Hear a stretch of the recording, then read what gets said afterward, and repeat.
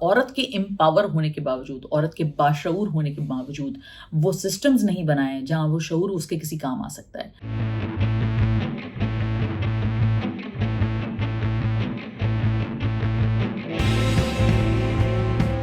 अस्सलाम वालेकुम ladies and gentleman, this is Mavish Ejaz. आप मुझे सुन रहे हैं स्पॉटिफाई के ऊपर, देख रहे हैं यूट्यूब के ऊपर। आज दो ड्रामों के ऊपर बात करना चाहूंगी। एक है कर्ज़े जान और दूसरा है दस्तक। दोनों में कुछ बातें मुश्तरका हैं, तो उसके ऊपर कुछ डिस्कशन करना बनता है। हम कहते हैं कि लोग कभी मजहब का साथ लेते हैं, कभी अपनी जिन्स का या जो भी उनका जेंडर होता है उसका साथ लेके जुल्म के हवाले से अपनी जंग लड़ते हैं।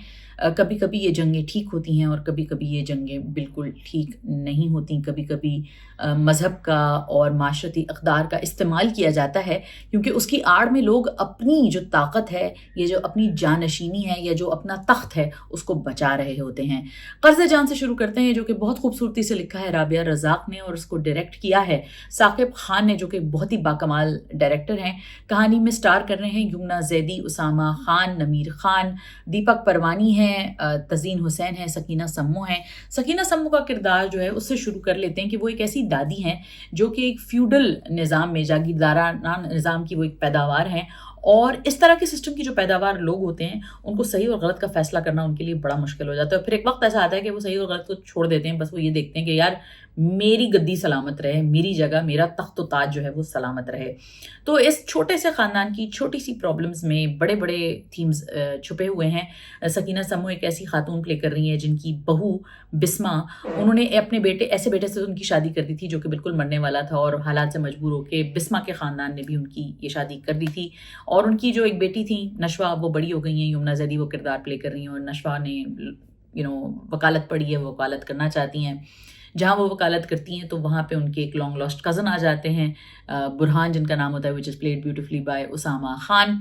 सो अब उनके जो अडॉप्टेड फादर होते हैं which is played by Faisal Rahman, अब नशवा चाहती हैं कि उनकी माँ बिस्मा की शादी फैसल रहमान के कैरेक्टर यानी आसिम से हो जाए, जो कि उनके एक रिश्तेदार भी बनते हैं।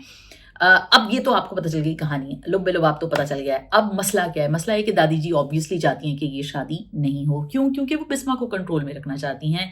वो अपनी इक़्तिदार को बचा रही हैं, लेकिन वो इक़्तिदार को नहीं बचा रही, वो अपनी ताकत बचा रही हैं। और जालिम जो होता है वो अपनी ताकत बचाने के लिए किसी भी तरीके का इस्तेमाल कर सकता है। कभी वो मज़हब का इस्तेमाल करता है, कभी वो अपने रूल्स का इस्तेमाल करता है, कभी ट्रेडिशन का इस्तेमाल करता है।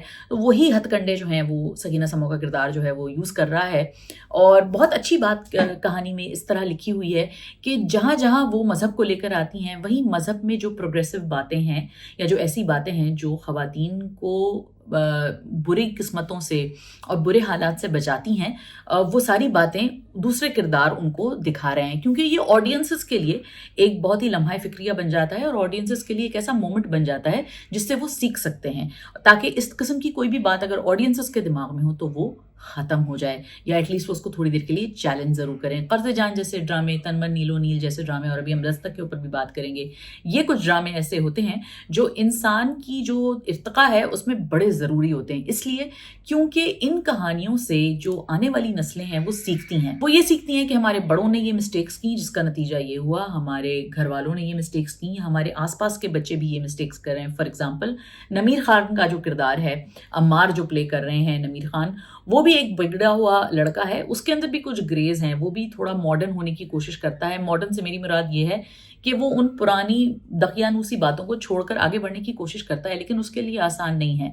क्यों? क्योंकि घर में एक लैंग्वेज है, और वो लैंग्वेज उर्दू, इंग्लिश, हिंदी नहीं है। वो लैंग्वेज है वायलेंस की लैंग्वेज, और वायलेंस भी एक लैंग्वेज होती है जिससे लोग कम्युनिकेट करते हैं। और जिन घरों में वायलेंस ही राइज ज़बान होती है, तो फिर उस ज़बान से ही बात की जाती है। वो सीखते भी वही ज़बान है और फिर वो बोलते भी वही ज़बान है।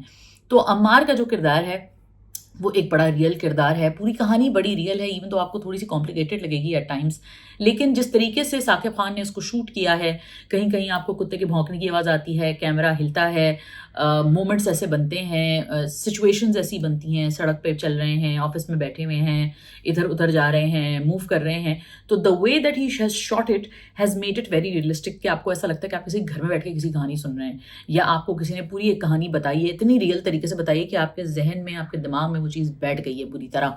तो मुझे ये लगता है कि इस तरह की कहानियाँ जो कि बिल्कुल ही ایک انٹرنلائز سی کہانی ہے، ایک بڑی انٹیمیٹ سی کہانی ہے، اس کو دکھانے کے لیے یہ بہت اچھا طریقہ ہے۔ سملرلی مجھے یہ بھی لگتا ہے کہ کہانی جو ہے وہ سنانے کے لیے کہیں کہیں صحیح میسج کا دینا بڑا ضروری ہوتا ہے، جو کہ قرض جان نے بار بار کوشش کی ہے دینے کی۔ اس کہانی میں جو ایکٹرز ہیں انہوں نے بھی اپنا اسائنمنٹ بہت اچھے سے سمجھا ہے، کیونکہ جو سب ٹیکسٹ ہیں وہ ایسی باتیں جو وہ کہہ نہیں رہے ہیں لیکن ان کی جو ریلیشن شپ ہے اس میں وہ شو ہو رہی ہیں۔ دونوں میں، نشوہ اور برہان میں، ایک ایمپتھی کا رشتہ ہے، ایک ہمدردی کا رشتہ ہے، جس سے وہ ہمدردی آگے جا کے پیار میں ڈیولپ ہو سکتی ہے۔ لیکن کسی بھی رشتے کی بنیاد، چاہے وہ دوستی ہو، چاہے وہ محبت ہو، چاہے وہ کوئی بھی اور رشتہ ہو، اس میں بیسس جو ہیں وہ ایمپتھی کی ہی ہوتی ہیں۔ بنیاد اگر ہمدردی کی ہو اور صلہ رحمی کی ہو اور کائنڈنس کی ہو تو وہ رشتہ کچھ بھی ہو مضبوط ہوگا۔ تو نشوہ اور برہان کے بیچ میں جو اس رشتے کی ایک امپورٹنس ہے، ایک سگنیفیکنس ہے، جس کی وجہ سے مجھ سمیت کئی لوگ جو ہیں وہ اس ڈرامے کی بہت تعریف کر رہے ہیں، وہ یہی ہے کیونکہ ایک صلہ رحمی اور ایک محبت جو ہے، ہم کہتے ہیں محبت وہ ہوتی ہے کہ بھئی وادیوں میں آپ کودیں اور پھر آپ کے لیے کوئی ڈھیروں ڈھیر پھول لے کر آئے۔ پھول کا مطلب، یا پھول کے ساتھ اگر صلہ رحمی اٹیچ نہیں ہو تو پھول سے بہتر ہے بندہ کانٹے ہی لے آئے اگلے کے لیے۔ Anyway, Qarz Jaan is a very very good show. I think it's a show that's worth watching. It's a show with so many nuances, so many complexities, کہ کیسے وہ خواتین جو کہ دوسری خواتین کی دشمن بن جاتی ہیں، وہ اس لیے دشمن بن جاتی ہیں کیونکہ وہ یہ بھول جاتی ہیں کہ اگلی بھی عورت ہے، اس کی بھی ایک زندگی ہے، وہ صرف اپنی تخت اور اپنی جو ہے وہ اپنی ایک پاور کو بچا رہی ہوتی ہیں۔ انسان کی حقیقت جو ہے وہ اس کی طاقت سے نہیں بلکہ اس کی صلہ رحمی سے پہچانی جاتی ہے، اور انفارچونیٹلی طاقت جو ہے وہ بہت سارے لوگوں کی صلہ رحمی کو انڈا صفر زیرو کر دیتی ہے۔ باٹم لائن یہ ہے کہ قرض جان ضرور دیکھیے، for its themes, for its performance, for its treatment, for its script, for its execution, it is an absolute must watch. اسی تھیم سے ریلیٹڈ ایک اور ڈرامہ ہے جو کہ اس وقت چل رہا ہے، جو کہ شروع میں قرض جان جس کی طرح پاورفل نہیں تھا لیکن اس کے اندر اس وقت بھی اتنے پاورفل میسیجز ہیں۔ Written by Sarwat Nazir and directed by Marina Khan. Dastak, stars Sohail Ali Abro, Momina Iqbal and Feroze Qadri. Airing on ARY، this drama is incredibly important to watch. آپ نے اس طرح کی کہانیاں سنی بھی ہوں گی اور ٹی وی پہ دیکھی بھی ہوں گی۔ ہاں، ایک عورت نے اچانک سے اپنا گھر بار بچہ چھوڑا اور وہ میاں کو چھوڑ کے چلی گئی اور کسی اور کے پاس چلی گئی۔ پھر لوگ سوال پوچھتے ہیں ایسی کون سی عورت ہوتی ہے جو بچہ چھوڑ کے بھی چلی جاتی ہے؟ بہت سارے لکھاری، you know probably who I am talking about, بہت سارے لکھاری ایسے ہوتے ہیں جو عورتوں کی انڈیسیژنز کو ایکسپلین نہیں کرتے۔ سملرلی اس طرح کی بہت ساری کہانیاں ہوتی ہیں۔ ہاں، عورتیں غلط کام بھی کر سکتی ہیں، میں یہ بالکل نہیں کہہ رہی، لیکن بہت ساری کہانیاں ایسی ہوتی ہیں جہاں پہ عورتوں کے انڈیسیژنز کو ٹھیک سے ایکسپلین نہیں کیا جاتا۔ دستک اس کہانی میں بہت گہرائی تک جاتا ہے۔ دستک اس کہانی کا جواب دیتا ہے کہ عورت کب اس موقع پہ مجبور ہو جاتی ہے، کب اس لمحے پہ مجبور ہو جاتی ہے کہ اس کو ایسے ڈیسیژن لینے پڑتے ہیں جو اس کی فطرت کے ہی اگینسٹ ہوتے ہیں۔ ایک ماں بننا ایک بہت امپورٹنٹ اور ایک بہت ہی بڑا ایکسپیرینس ہے عورت کا۔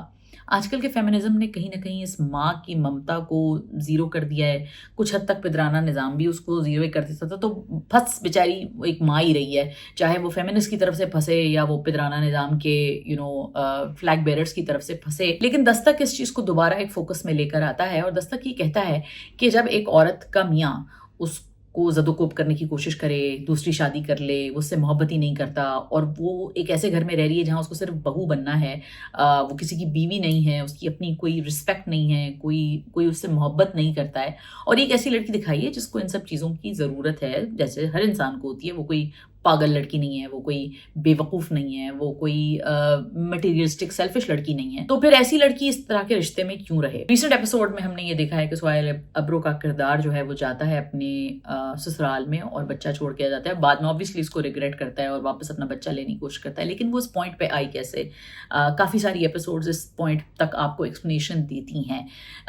اس کہانی میں بہت امپورٹنٹ بات یہ ہے کہ کیسے عورت کی مامتا کو اس کی کمزوری بنا دیا جاتا ہے۔ سہیل ابرو کا کردار یہ بات کہتا ہے کہ مرد کی زندگی کیوں ختم نہیں ہوتی، عورت کی زندگی کیوں ختم ہو جاتی ہے ماں بننے کے بعد؟ کیونکہ معاشرہ، مرد عورت کی کمزوریوں کو ایک ڈھال بناتا ہے اور پھر اسی ڈھال کے اوپر جو ہے بیٹھ کے اس پہ وار کرتا ہے۔ سہیل ابرو کا کردار جو ہے وہ اس سوال کو اٹھاتی ہے، جس میں اس کا باپ اس کو یہ ایک جملہ کہتا ہے کہ جب تم ایک بچے کو چھوڑنے کی طاقت رکھ سکتی ہو تو تم اپنے میاں کی بیوی برداشت کرنے کی طاقت کیوں نہیں رکھ سکتی؟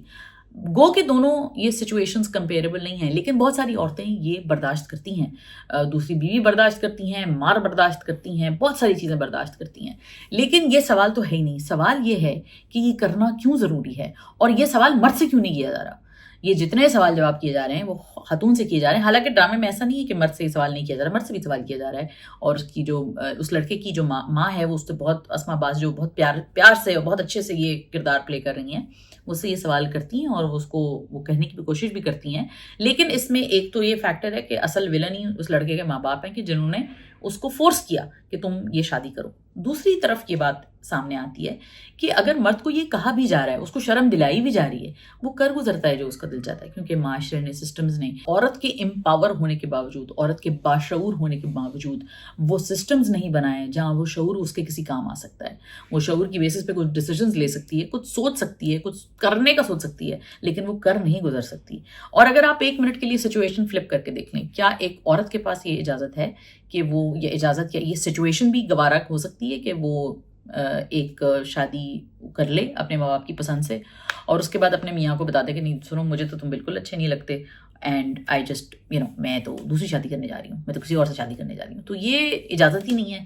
اور جو ایک شادی کا رشتہ ہوتا ہے وہ ایک بڑا مقدس رشتہ ہوتا ہے. اور یہ بھی اس ڈرامے کی بڑی زبردست بات ہے جو دکھائی گئی ہے کہ مردوں کے لیے کتنا آسان ہے کسی ایسی عورت سے شادی کر لینا, اس چیز کو گو تھرو کر لینا جس سے وہ محبت نہیں کرتے, اور پھر بچہ بھی پیدا کرنا ہوتا ہے ان کو, کیونکہ دنیا کو دکھانا ہوتا ہے کہ میں مرد ہوں. تو اس کہانی کے اندر بہت سارے ایلیمنٹس ایسے ہیں, بہت ساری سچویشنز ایسی ہیں, بہت سارے جملے ایسے ہیں جو آپ کو سوچنے پہ مجبور کرتے ہیں. So hats off to Sarwat Nazir and Marina Khan for showcasing all of this and the team at ARY and Six Sigma, جہاں انہوں نے اس کہانی کو اس طرح موڑا, اس کہانی کو اس طرح دیکھا کہ بھائی دیکھو, صرف امپاور ہونا یا بچیوں کی تعلیم دے کے ان کو اچھی جگہ کسی گھر میں بھیج دینا, پھینک دینا ہی کافی نہیں ہوتا ہے.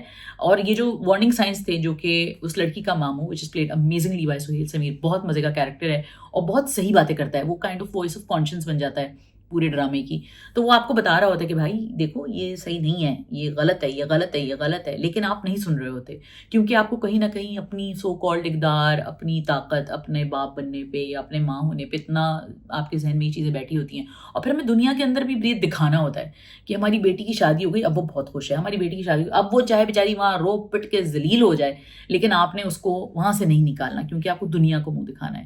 تو یہ ایسے ماں باپ کے لیے بھی ایک بہت بڑا لیسن ہے, ایک بہت بڑا سبق ہے اس کہانی کے اندر کہ خدا را اپنی بیٹیوں کے ساتھ یہ نہ کریں. ایک تو ان کو پش نہ کریں, پھر رشتے اور شادیوں میں جو ریڈ فلیگز ہوتے ہیں وہ دیکھیں, یہ سب چیزیں دیکھنے والی ہیں. پاکستانی ڈراموں کی اچھی بات یہ کہ وہ اس طرح کی تمام اسباق کو دینے کی کوشش کرتے ہیں گاہے بگائے. کبھی کچھ چیزیں صرف انٹرٹینمنٹ کے لیے ہوتی ہیں, ماسز کے لیے ہوتی ہیں, لیکن اس پہ بھی کوشش کرتے ہیں ڈرامے کہ آپ کو کوئی اچھا سبق دے کے جائیں.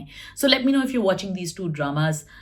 بہت پیارے ڈرامے ہیں, اور بھی ڈرامے بہت اچھے چل رہے ہیں اگر آپ دیکھنا چاہیں. عشق جنون اچھا ہے, رمضان ڈرامے آ رہے ہیں وہ بڑے مزے کے ہیں. اس کے علاوہ اور بھی بہت اچھے ڈرامے ہیں, میری تنہائی ہے, اور اس کے علاوہ ہجر ایک بڑا زبردست ڈرامہ چل رہا ہے. تو اس طرح کے ڈرامے ہیں جو کہ بہت ساری ریالٹیز کے اوپر سے پردہ اٹھاتے ہیں اور آپ کو ان کہانیوں میں ڈیپ ڈائیو کرواتے ہیں. تو let me know what you want me to review next. ہم اس کے اوپر بات بھی کرتے رہیں گے. میری اور صدف حیدر کی کانورزیشنز بھی آپ دیکھ سکتے ہیں. اس کے ساتھ ساتھ انٹرویوز اور مزید ریویوز کے لیے don't forget to like, comment, share, subscribe. اپنا خیال رکھیے گا, اپنے جان, ہاتھ, مال سے, زبان سے کسی اور کو تکلیف نہ دیجیے گا. Take care of yourself. خدا حافظ. Don't miss an update. Hit the bell icon and click on subscribe.